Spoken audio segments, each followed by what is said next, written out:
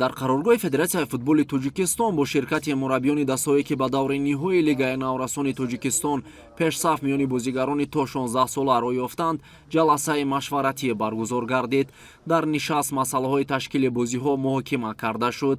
Дар оғоз директори Лигаи футболи кӯдакону наврасони Федератсияи футболи Тоҷикистон Абдулло Соқиев қайд намуд, ки сол то сол дастаҳои иштирокчӣ дар марҳилаи интихобии Лигаи наврасони Тоҷикистон пешсаф миёни бозигарони то 16 сола зиёд гардида истодааст. Имсол барои ба даст овардани роҳхати марҳилаи ниҳоии мусобиқаи мазкур 67 даста мубориза бурд. Дар натиҷаи марҳилаи интихобӣ чунин дастаҳо ба даври ниҳоӣ роҳхат гирифтанд. 4 даста аз пойтахти кишвар, аз он ҷумла Душанбе, Соро, Истиқлол ва клуби марказии варзиш Артиш, Регар Тадази шаҳри Турсумзода, Сухт ва Академияи Тоҷ аз вилояти Сухт, Хатлон 1 аз шаҳри Бохтар, Равшани шаҳри Кӯло ва муассисаи давлатии мактаби варзишии ноҳияи Ҷайҳун мебошанд.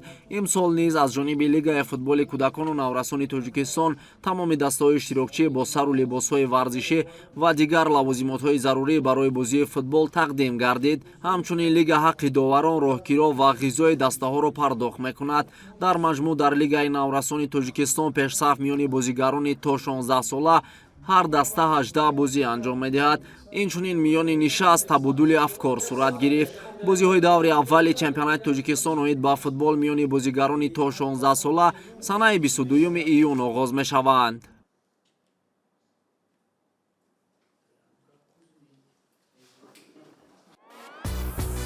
дар даври аввал Академияи Тоҷи шаҳри Хуҷанд бо дастаи Хатлон 1 шаҳри Бохтар бозӣ мекунад.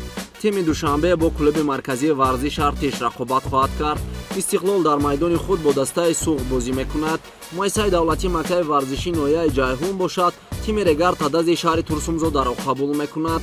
дар бозии охири ин давр Равшани шаҳри Кӯлоб бо тими Соро Душанбе бозӣ мекунад.